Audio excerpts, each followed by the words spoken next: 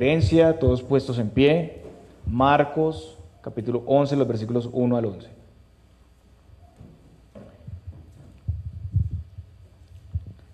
Cuando se acercaban a Jerusalén, junto a Betfagé y a Betania, frente al monte de los Olivos, Jesús envió dos de sus discípulos y les dijo: Id a la aldea que está enfrente de vosotros, y luego que entréis en ella, hallaréis un pollino atado, en el cual ningún hombre ha montado. Desatadlo y traedlo. Y si alguien os dijere: ¿por qué hacéis esto?, decid que el Señor lo necesita y que luego lo devolverá. Fueron y hallaron el pollino atado afuera de la puerta, en el recodo del camino, y lo desataron. Y unos de los que estaban allí les dijeron: ¿qué hacéis desatando el pollino? Ellos entonces les dijeron como Jesús había mandado, y los dejaron.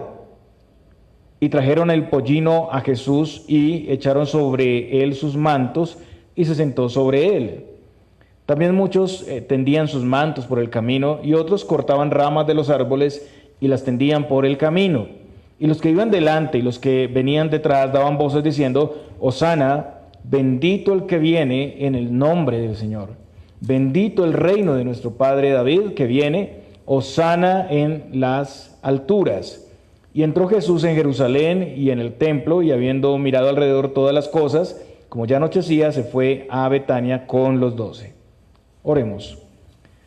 Señor, queremos pedirte que en este tiempo seas orando en nosotros para poder tener claridad, para poder retener tu palabra y aplicarla en nuestra vida, que salgamos renovados, Señor. Te lo pedimos en Cristo Jesús. Amén. Podemos sentarnos, hermanos. Hasta aquí llega la porción del ministerio del Señor en la región de Perea, y aquí se inicia una nueva sección ya en pleno. Aquí entramos a la semana final del ministerio del Señor, los momentos antes de su muerte y resurrección.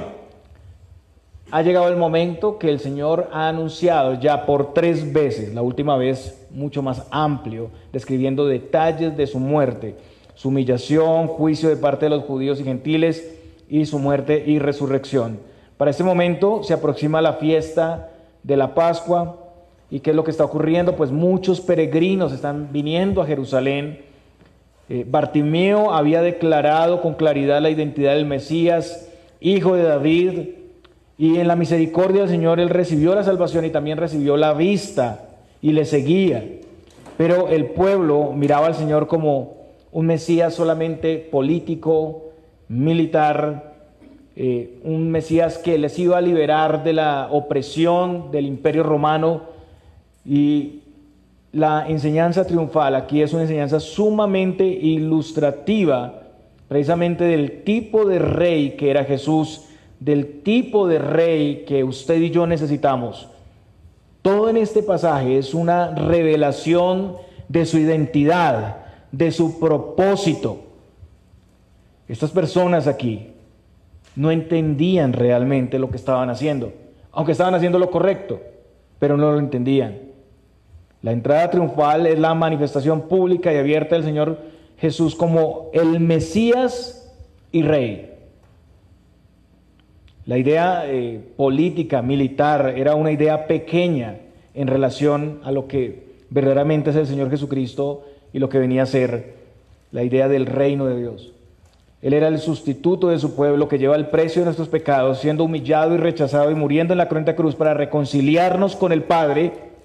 Él es el príncipe de paz y Él logra nuestra salvación por medio de su humildad, de su entrega a la voluntad del Padre. Así Él derrota a nuestros enemigos más grandes, que son el pecado, la muerte y Satanás, nuestros verdaderos enemigos. Entonces, hermanos, para esto el día de hoy veremos a Jesús, el Rey soberano, dueño y gobernador de todo, que envía a sus súbditos para hacer su voluntad. Y en esto vamos a ver que es un rey que se vale de sus humildes súbditos, que es un rey que usa lo más sencillo para su propósito, que es un rey diferente a los anhelos del corazón humano caído. Lo que vemos aquí, hermano, lo que vamos a ver aquí es precisamente un rey que era aclamado, que era apreciado con la dignidad que merecía, pero que las personas buscaban otras cosas de ese rey, otras cosas diferentes, cosas conforme a sus corazones. Lo primero que encontramos aquí, Marcos nos narra, son los lugares geográficos y el destino del Señor. Cuando se acercaban a Jerusalén, junto a Betfagé y a Betania, frente al monte de los olivos, así inicia el pasaje. El Señor había salido de Jericó, ustedes recuerdan el milagro de Bartimeo, ahí en la carretera, para ir rumbo a Jerusalén. El relato de Marcos describe el momento en el que se acercaban a Jerusalén. Marcos dice que estaban junto a dos regiones, Betfagé y Betania. Betania estaba muy cerca de Jerusalén. En el versículo, en Juan, vamos a mirar Juan 11, 18. Juan 11, 18. Ahí dice, Betania estaba cerca de Jerusalén como a 15 estadios. Como a 15 estadios. Entonces, 15 estadios equivalen aproximadamente a 2.5 kilómetros de distancia a Jerusalén. Estaba muy cerca. También dice que esas ubicaciones quedaban frente al monte de los olivos. Betania está ubicada sobre la ladera oriental del monte de los olivos. Y era un lugar donde los peregrinos de la Pascua podían dormir cuando Jerusalén estaba llena, o sea, tenía que ser cercano al templo. No se conoce la ubicación exacta del otro lugar, Betfagé, pero está más cerca todavía, más cerca de Jerusalén, tal vez a 1 solo kilómetro. Betfagé significa casa de higos verdes, era una región abundante en higueras. En el viaje desde Betania a Jerusalén, si uno va en esa dirección, pues primero está Betania, luego Betfagé y luego Jerusalén. Entonces, aunque no es muy claro, podemos asumir que les envió desde Betania a Betfagé. En cuanto al tiempo, entendemos que la llegada a Betania fue antes de la puesta del sol, cuando comenzaba el Sabbat. Durante ese tiempo, hasta la puesta del sol del sábado, de acuerdo al calendario judío, a la forma judía, el Señor descansó y tuvo algunos encuentros, y al siguiente día, que era el domingo, ocurriría la entrada triunfal a Jerusalén.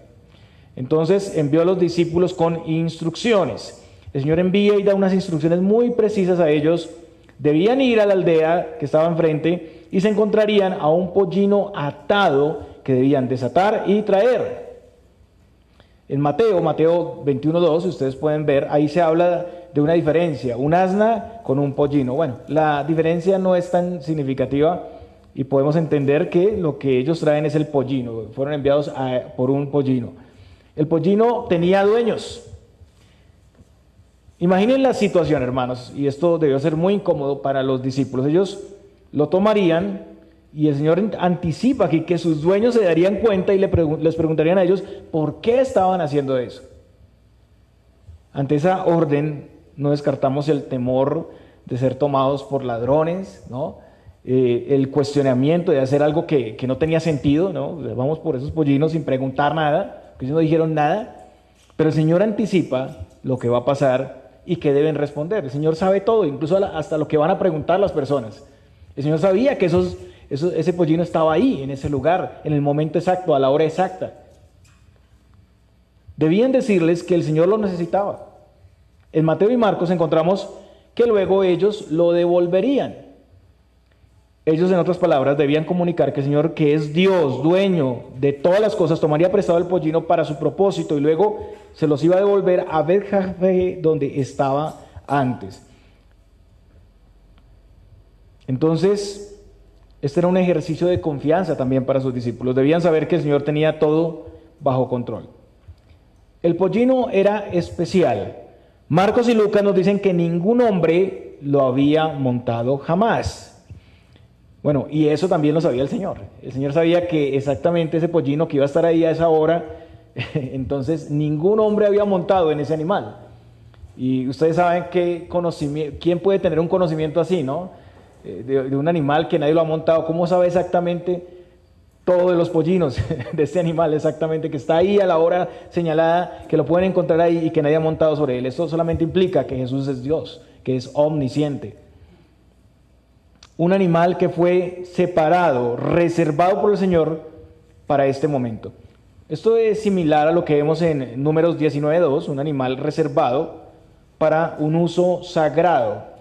Y ahí dice en Números 19:2, esta es la ordenanza de la ley que Jehová ha prescrito, diciendo, di a los hijos de Israel que te traigan una vaca alazana perfecta, en la cual no haya falta, sobre la cual no se haya puesto yugo. Esto es más o menos lo que implicaba, sino que es un pollino. Todo esto estaba en el plan de Dios. Ahora, la ejecución de la orden. Los discípulos, al llegar a la aldea, encontraron que lo que el Señor les había dicho al pie de la letra. El pollino estaba fuera de la puerta, en el recodo del camino. Esta era la puerta que llevaba al corredor que conducía desde el patio exterior de la casa a la calle. El mismo hecho de que los que estaban ahí, porque Lucas 19:33, ahí sabemos por ese texto que son los dueños del pollino, que ellos preguntaran por qué estaban los discípulos desatando el pollino, muestra que el Señor no había podido acordar con esas personas que trajeran el pollino a ese lugar. Y en ese momento específico, y para ese propósito específico, los dueños preguntan porque realmente fue sorpresivo. Es sorpresivo lo que pasa. Y el Señor tenía ese conocimiento de manera sobrenatural de acuerdo a su identidad divina. Y el Señor también está controlando toda la situación. Estas personas no se alteran con lo que pasa. O sea, si alguien llega y, digamos, en nuestro caso, toma tu carro que está ahí afuera prestado porque el Señor lo mandó, pues hay una sorpresa, ¿cierto? Tienes que asustarte, tienes que estar preocupado. Pero esas personas no se alteran con lo que pasa. Ellos ceden, ellos de manera especial son convencidos de esa petición. Desconocemos ese obrar interno, pero sabemos que el Señor intervino para que ellos no pusieran esa resistencia. El Señor les dio confianza de dejar el pollino a su disposición y de esperar que les fuera devuelto. Eso ya es un milagro. Además, no podemos tampoco descartar que el Señor era reconocido, que tenía seguidores en esas regiones que, enterados de sus enseñanzas y obras, ponían a su servicio sus bienes. Y el Señor tiene el derecho absoluto sobre toda su creación. Él es el dueño de todo, pero le plació tomar prestado un burrito para después devolverlo. Eso es algo particular, hermanos. Estas personas sirvieron con sus bienes y algo tan sencillo como esto para apoyar el plan de Dios. El ministerio del Señor, si ustedes miran en los evangelios de continuo, encontramos esto.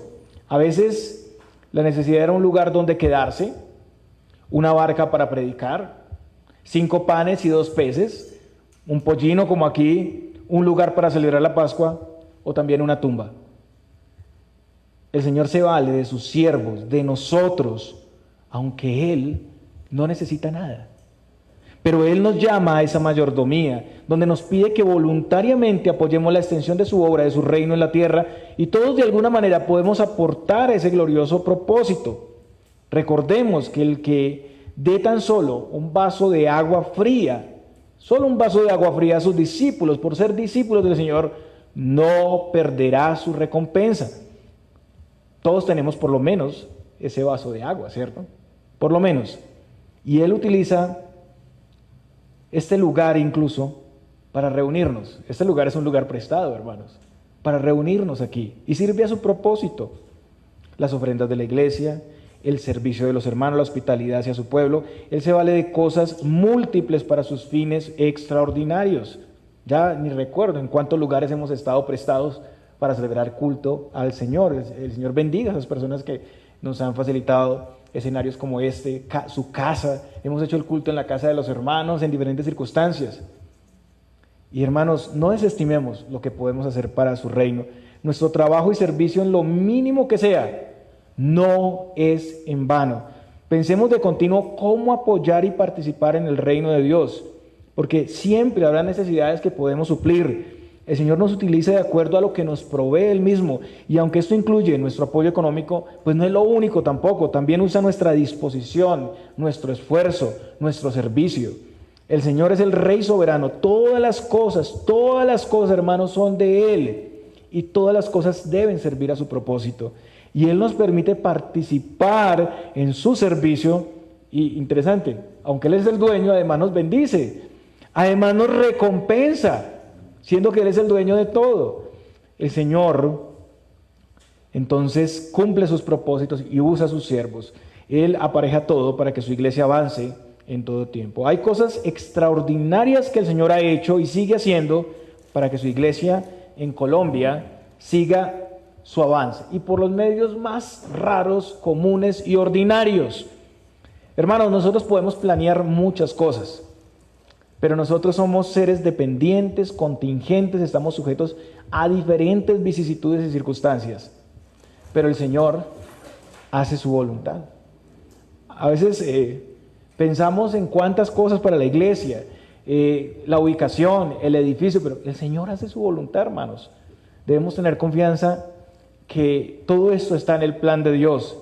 Él determina y cumple su plan. Creo que algunos hermanos recuerdan aquí cuando estábamos buscando lugar y no sabíamos qué hacer, pues este lugar fue una provisión para nosotros durante mucho tiempo. Y después, cuando ya no íbamos a estar aquí, entonces resultó un salón comunal, una persona nos recomendó sin saber, y cuánto tiempo llevamos ahí, cuánto nos hemos beneficiado de ese lugar, gracias al Señor. Hermanos, la iglesia reposa en manos seguras. El Señor prometió y Él es el único que puede guardar esas gloriosas promesas. Él es quien permite y facilita el avance del reino en medio de nuestros enemigos. Y es el reino de Dios donde el Señor es rey. Es lo que debemos entender. Nuestro rey gobierna. Y si estamos confiando en Él y dependiendo de Él, estamos bajo su cuidado, bajo su protección. Y Él está preparando las cosas de una manera sorprendente y hasta mejor de lo que nosotros nos imaginamos. Volviendo al relato en Marcos leemos, y trajeron el pollino a Jesús y echaron sobre él sus mantos y se sentó sobre él. Entonces, tal como el Señor había mandado, los discípulos obedecen, traen el pollino. Mateo, Marcos y Lucas nos dicen que los discípulos echaron sus mantos sobre el asno.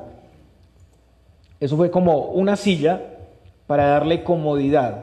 Lucas dice que le subieron encima del asno, Lucas 19:35, y lo trajeron a Jesús y habiendo echado sus mantos sobre el pollino, subieron a Jesús encima.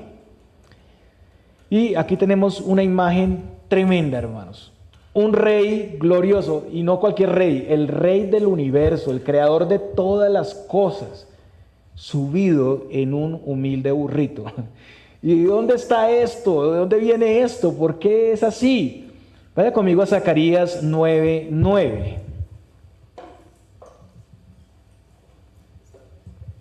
Zacarías 9:9.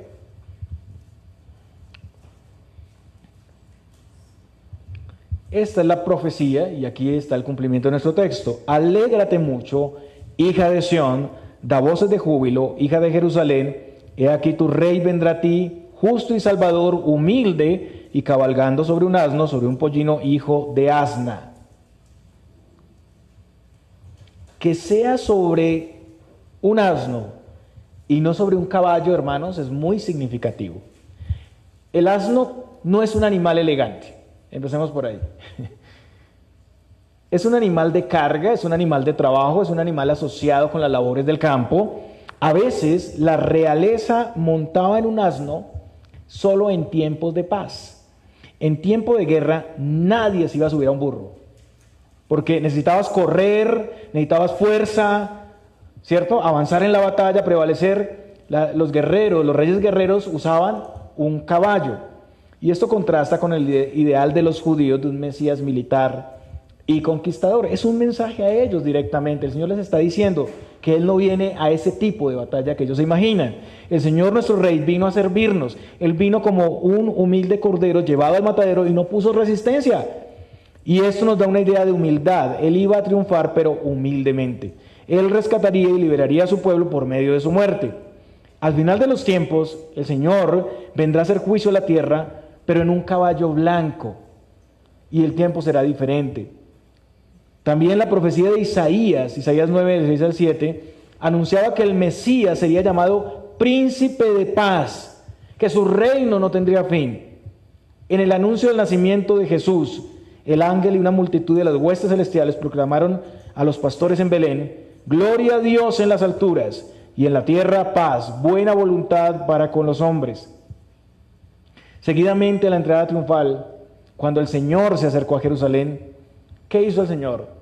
Lloró, porque precisamente no entendían lo que pasaba, lo que sucedía. Lucas 19:42 dice: oh, si también tú conocieses, a lo menos este tu día, lo que es para tu paz, mas ahora está encubierto de tus ojos. Noten, la palabra paz aquí. Y esta es la dificultad que tenía Israel y a través del tiempo muchos tienen. No poder identificar quién es Jesús y lo que realmente nos ofrece. ¿Quién es Jesús y lo que realmente nos ofrece? El Señor muestra aquí que la multitud podía tener las palabras correctas, pero no lo entendían. Estaba encubierto, se desviaban a su corazón engañoso. El Señor conoce y ha provisto nuestra verdadera y más grande necesidad, la salvación, la reconciliación con el Padre por medio de su muerte. Él ha venido para perdonar los pecados de su pueblo, pero las personas buscan cosas equivocadas, cosas temporales, cosas que no satisfacen. Hermanos, cada una de las cosas empleadas por el Señor en esta historia, vuelvo y lo digo, tiene un significado. Esto muestra el reino de paz que el Señor ha venido a establecer y por medio de su muerte. Él no le pondría resistencia a los romanos. Él entregó su vida en sacrificio y fueron los romanos los que ejecutaron su pena sobre él. Él usó un animal que no representa opulencia o el poder terrenal de algunos. Su reino se caracteriza por la humildad, el amor y la justicia. ¿Cómo muestran el poder los poderosos de la tierra? Compran armas, compran tanques y aviones y cosas. Así muestran su poder. El Señor vino a vencer nuestros más grandes enemigos, la muerte, el pecado y Satanás. Y Él traería victoria y paz perpetua por medio de su obra. Y volviendo al pasaje en el versículo 8, vemos que había multitudes siguiéndole que le hacían un tapete en su camino con sus mantos y con ramas. Marcos dice también muchos tendían sus mantos por el camino y otros cortaban ramas de los árboles y las tendían por el camino. En el Evangelio de Juan vemos que las ramas eran de palmeras. Juan 12:13 es el único texto en los evangelios que especifica y dice de qué tipo de ramas, palmeras. Las palmeras se usaban en las procesiones triunfales y las tendían en el camino o las usaban para celebrar. Este era un escenario de exaltación, el recibimiento de un rey, una proclamación de adoración y reconocimiento real y divino. Y eso puede hacer referencia a la manera en que se reconocía a un rey en la antigüedad, los ritos característicos para la realeza, para la entronización real. Poner los mantos en el suelo fue algo que se hizo con Jehú cuando fue ungido en 2 de Reyes 9:13.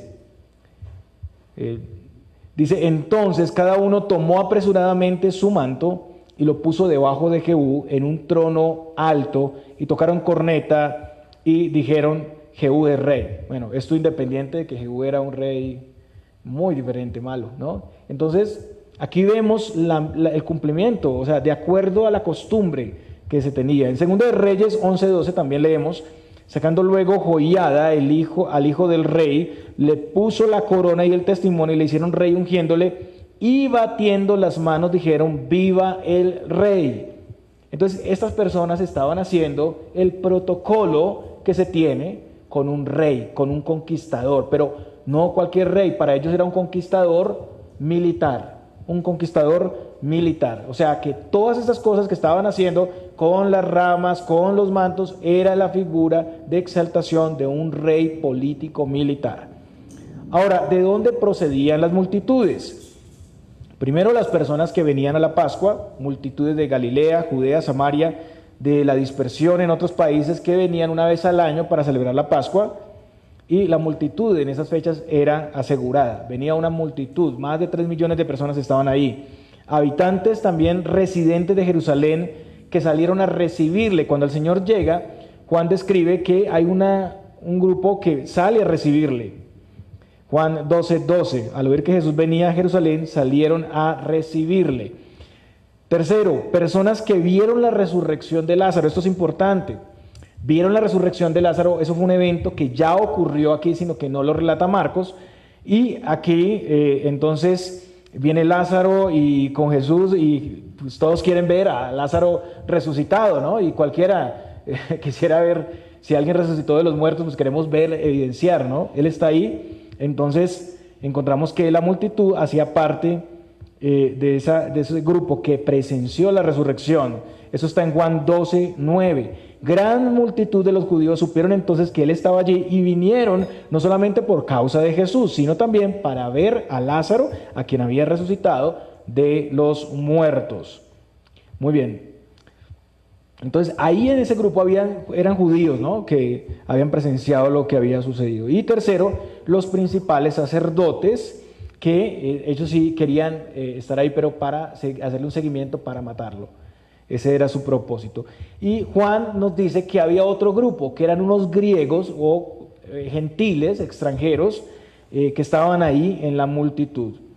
Y posiblemente esas personas eran convertidos al judaísmo, eran prosélitos, tal vez del grupo de los temerosos de Dios, eran simpatizantes que estaban ahí en ese momento para la fiesta. Entonces, como podemos ver, hay varios grupos con diferentes contextos, diferentes expectativas en Jerusalén. Algunos por el cumplimiento religioso, la fiesta, otros con la curiosidad de ver al que había vuelto a la vida, Lázaro, impresionados, y también con las señales que había hecho el Señor también, muchas señales que ya había hecho, incluso acaba de sanar a un ciego, otros esperando encontrar a un Mesías político poderoso que los liberara de la opresión de Roma, y los que querían matarlo. Y hermanos, hoy en día también muchos llegan buscando al Señor con diferentes expectativas equivocadas. Asisten a la iglesia por curiosidad, como espectadores simples a lo lejos, sin relacionarse con el Señor, sin relacionarse con su pueblo. Buscan donde desarrollar y realizarse en sus talentos, a veces talentos musicales, artísticos, y la iglesia solamente es un medio para potencializar eso. Otros tal vez para apaciguar su conciencia, pero sin buscar el verdadero arrepentimiento para vida, buscan un escenario religioso que les dé cierta seguridad. Otros buscan venir a la iglesia porque piensan encontrar un estatus, un grupo de amigos. Buscan un rey que solucione todos sus problemas, que les dé prosperidad económica. Buscan señales, milagros, prodigios, o tal vez entrar en un estado místico y emocional donde se sientan mejor, donde sientan la presencia de Dios por medio de las sensaciones del cuerpo, las emociones. Y otros solo quieren tener razones en contra del cristianismo. Pero en todos estos casos, estas personas no están buscando al verdadero Jesús, solo quieren los anhelos pecaminosos de sus corazones, y el cristianismo solo es un medio para hacer lo que desean. Y por más que alaben y proclamen su nombre, están fuera del propósito del Señor, están en el camino equivocado. Apreciados hermanos, pensemos, ¿cómo estamos viendo a nuestro Señor? Y es una pregunta que deberíamos hacernosla siempre. Nunca pensemos que estamos como tan firmes para no hacernos esa pregunta. Consideremos lo que realmente Él es, lo que realmente Él ofrece a nuestra vida. Y pensemos, ¿qué es lo que más necesito? ¿Qué es lo que hemos venido a buscar a la iglesia del Señor? La palabra de Dios es clara. No podemos darle falsas expectativas a las personas. Lo que nos da Cristo por su obra en su evangelio es permanente, es eterno, es una verdadera provisión. No nos conformemos con menos a eso, porque eso era lo que estaba haciendo la multitud. Ahora, multitudes estaban ubicadas adelante y atrás. Es lo que dice aquí Marcos 11:9.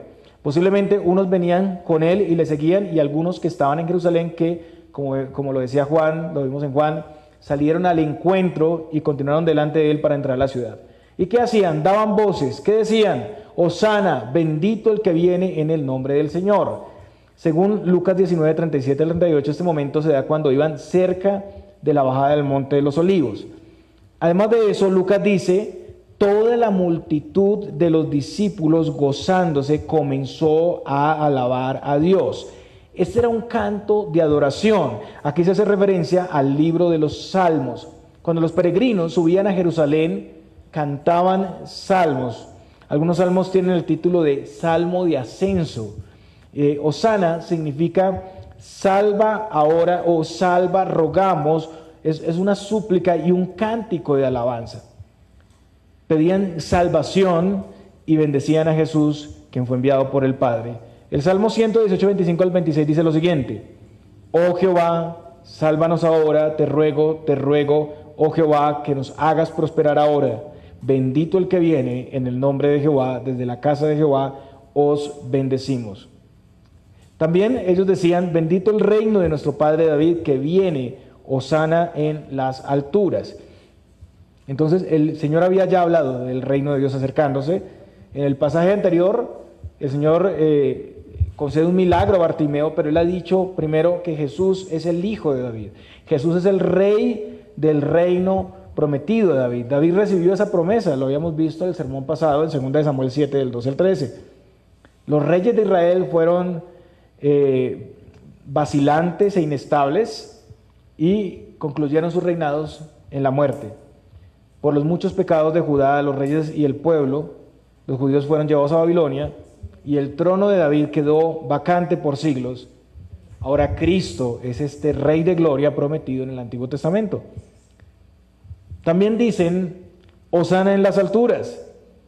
Eso también está conectado con los salmos. Vaya conmigo al Salmo 148, versículos 1 y 2. Ahí es muy claro.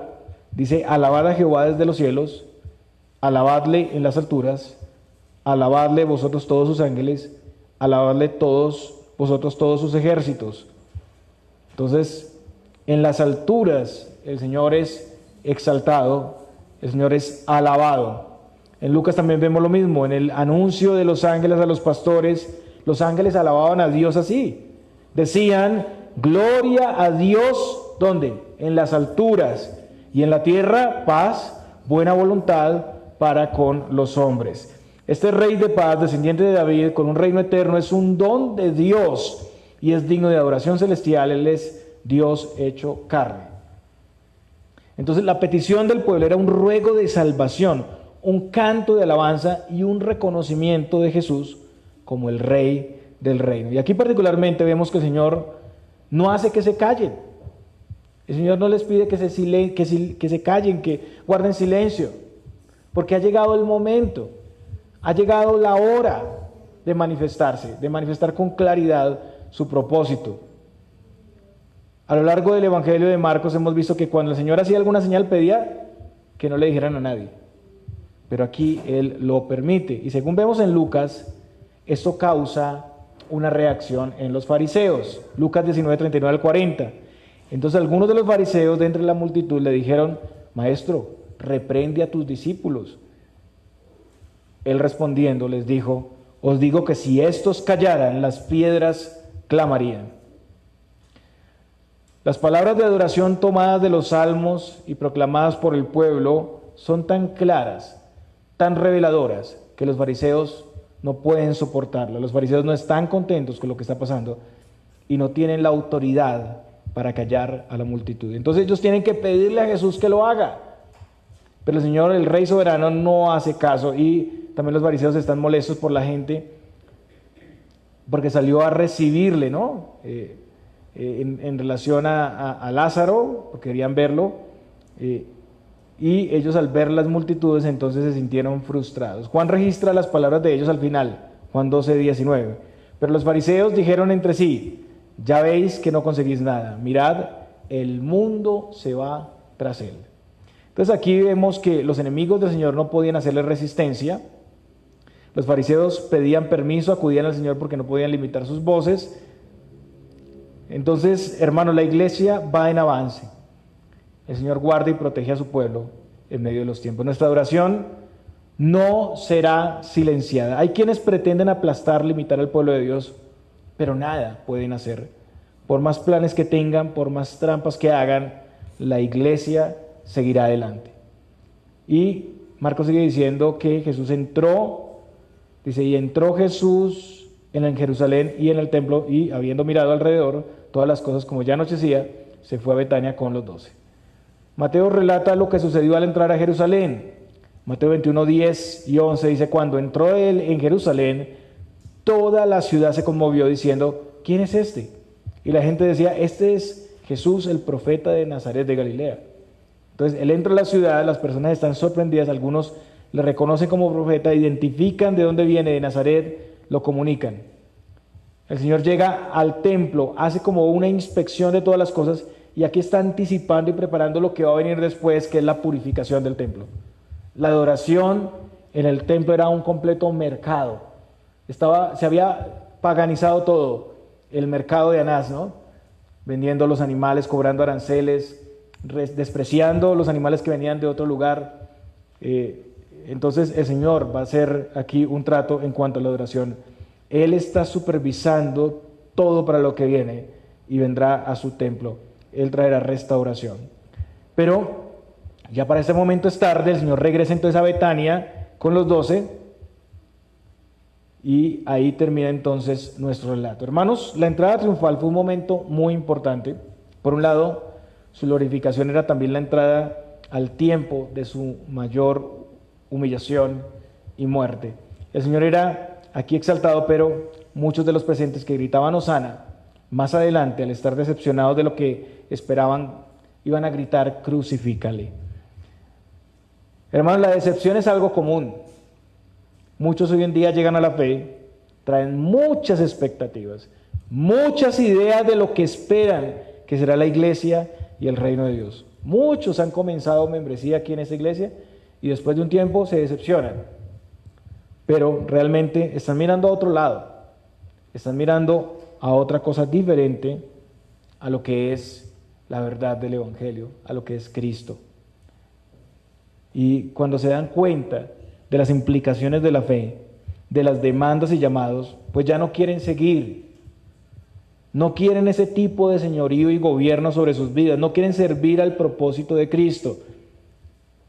Hermanos, Jesús es el Rey soberano y supremo, el Rey que muchos confiesan, pero que no están dispuestos a seguir. No todos, pero sí muchos no están dispuestos a hacerlo. Su reino es la iglesia, un reino de gozo, paz y justicia. No un club social, no un centro de promoción personal y diversión. El mejor antídoto para este problema que todos tenemos de la inconformidad es precisamente la verdad del Evangelio. Escúchelo a conciencia, escuche su voz.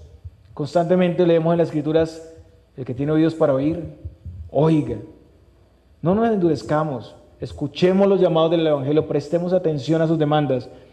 Observe cómo el Señor vino a su pueblo y piense en su significado. Venga hoy a Cristo sin predisposición, en dependencia, siendo enseñable. Sométase a su glorioso reino y de seguro no será defraudado. Le aseguro que la provisión de Cristo es más gloriosa y grande de lo que usted se imaginó que pensaba necesitar. Él verdaderamente nos satisface para siempre, como la mujer en el pozo, ¿no? Que pretendía sacar agua del pozo y el Señor le ofreció una agua de la que nunca más tendría sed. Un día al final de los tiempos el Señor vendrá por segunda vez, pero ya no lo hará en un humilde burrito. Ya no será el tiempo de paz y reconciliación en el que estamos, porque Él vendrá en un caballo blanco. Y eso está registrado en el libro de Apocalipsis. Vaya conmigo a ese texto, capítulo 19, del 11 al 16. Apocalipsis 19, del 11 al 16. Entonces vi el cielo abierto y he aquí un caballo blanco, y el que lo montaba se llamaba Fiel y Verdadero, y con justicia juzga y pelea. Sus ojos eran como llama de fuego, y había en su cabeza muchas diademas, y tenía un nombre escrito que ninguno conocía sino él mismo. Estaba vestido de una ropa teñida en sangre, y su nombre es el Verbo de Dios. Y los ejércitos celestiales, vestidos de lino finísimo, blanco y limpio, le seguían en caballos blancos. De su boca sale una espada aguda para herir con ella las naciones, y él las regirá con vara de hierro, y él pisa el lagar del vino, del furor y de la ira del Dios Todopoderoso. En ese momento glorioso será el juicio de este mundo, y el Señor vendrá contra todos sus enemigos.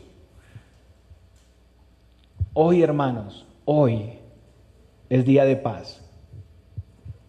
Hoy es día de salvación.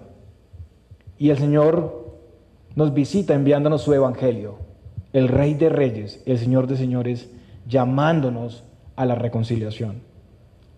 Ven a Cristo con urgencia, quien quiera que seas, y recibe perdón, recibe la paz y la vida eterna. Ven al gozo y la paz verdadera en su reino, que es la iglesia. Y si ya estamos en el reino de Dios, entonces, hermanos, regocijémonos, glorifiquemos a nuestro Rey y sirvámosle con todo nuestro ser, con todo lo que somos, porque Él es digno. Él es el Rey de Reyes y Señor de Señores. El Señor les bendiga, hermanos.